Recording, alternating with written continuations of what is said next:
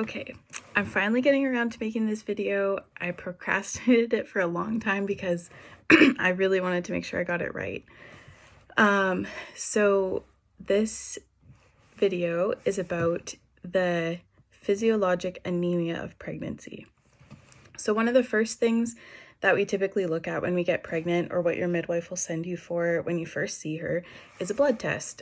And two of the things that they'll check on this blood panel is your hemoglobin levels and your hematocrit.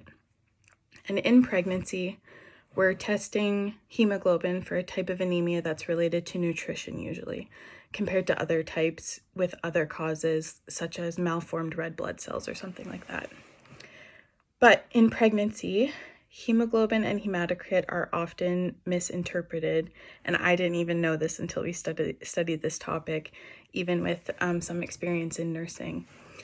So hemoglobin carries oxygen, and this lab value, so a hemoglobin on a lab test, shows the oxygen carrying capacity of red blood cells. So hematocrit is related to hemoglobin, and it is the concentration of red blood cells relative to whole blood given in a percentage.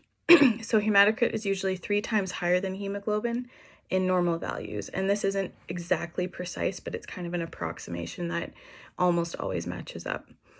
So as an example, if you have a hemoglobin of 12, which is on the low end of average, and multiply that by 3, you get 36, which means that your blood is 36% red blood cells, which is the hematocrit.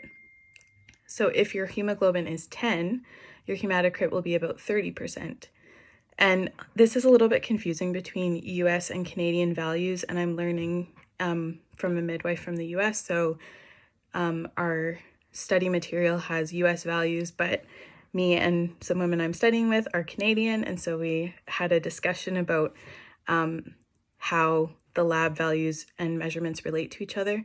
So if you're curious to know, the US medical system usually uses grams per deciliter, which is 1/10 of the Canadian measurements, which is usually grams per liter. So for any of the US values, you can multiply it by 10 and get the approximation of the Canadian values. So 12 would be 120. And typically in Canada, if you've had a blood panel like this before, you've probably seen values around 120 to 140, I would say is probably average. So in a normal human, a hemoglobin lower than 12 in the US measurements of grams per deciliter is considered anemic. So if it's lower than 12, but pregnancy is different than when we're not pregnant. And two studies, my teacher Wapio shared this with us, that two studies from I think the 90s done on, I think it was approximately 25,000 women combined, found that the women with the best birth outcomes had an average hemoglobin of 9.5 grams per deciliter, and that levels that failed to drop below 10.5 had increased rates of prematurity, and incidence of low birth weight in babies went up as well. So what's up with that?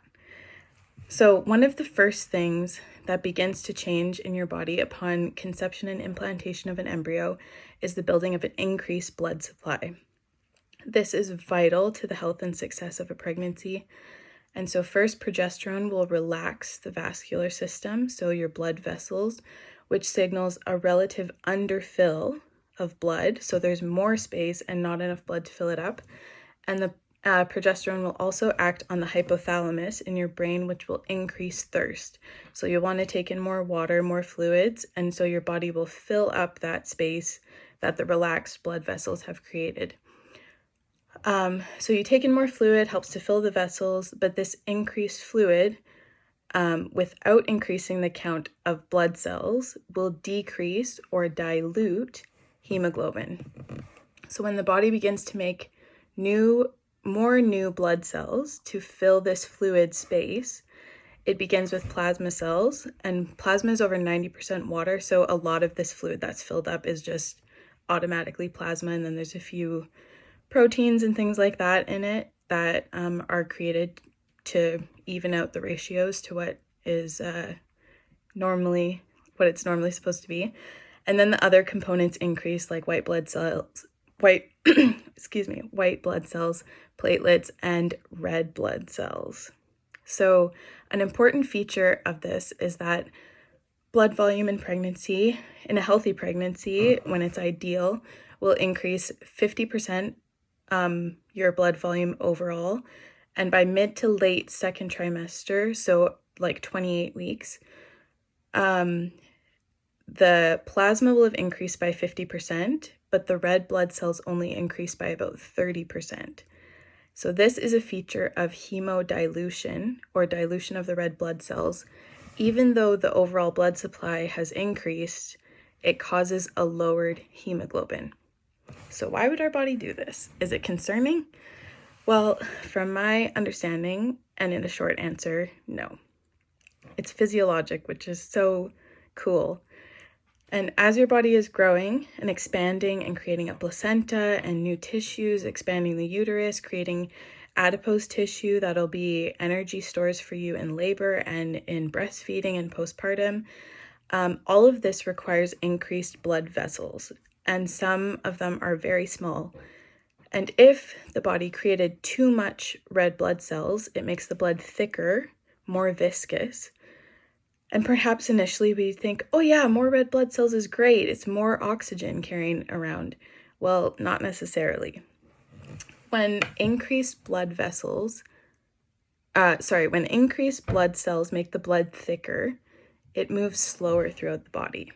And proper oxygenation requires both enough red blood cells to carry the oxygen, but also enough fluidity to flow fast enough to take that oxygen to all the tissues around the body.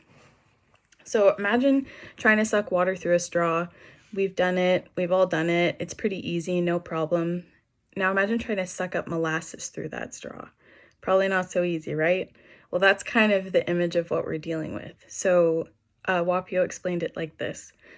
Too many red blood cells is like a traffic jam, too thick, and more people travel slower, and they get jammed, and oxygenation is slow. And the body is very careful to widen the road before adding more cars. And during rush hour, which could maybe be equated to later in pregnancy, you're happy that you did this. So in reality, this test, hemoglobin and hematocrit, looks like most often anemia in pregnancy, when in fact the mother may have up to 50% more blood than when she's not pregnant, but because of hemodilution, or relatively less red blood cells compared to blood volume, it shows up on the test as anemia, even if she has more red blood cells than before she was pregnant. Relative to how much her blood has increased, it looks low. So, and in fact, unless a woman is taking an intensive iron therapy or supplement, which actually happens, I think, quite a lot here in Canada, especially if women want a home birth or like a midwife attended home birth, because of this misunderstanding of hemodilution and the pseudo anemia of pregnancy, as it's also called, or the physiologic anemia of pregnancy. And also because of policies around licensing and births that midwives can attend. So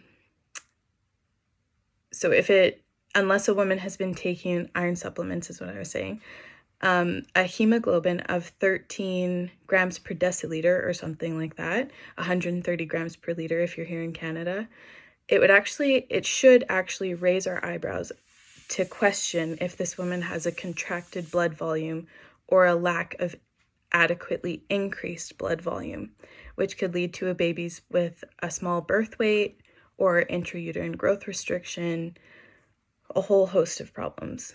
So that's kind of the breakdown about this concept of the physiologic anemia of pregnancy. If you have any questions, drop them for me in the comments. And yeah, if you thought it was helpful, share it with a friend. Thanks. Bye.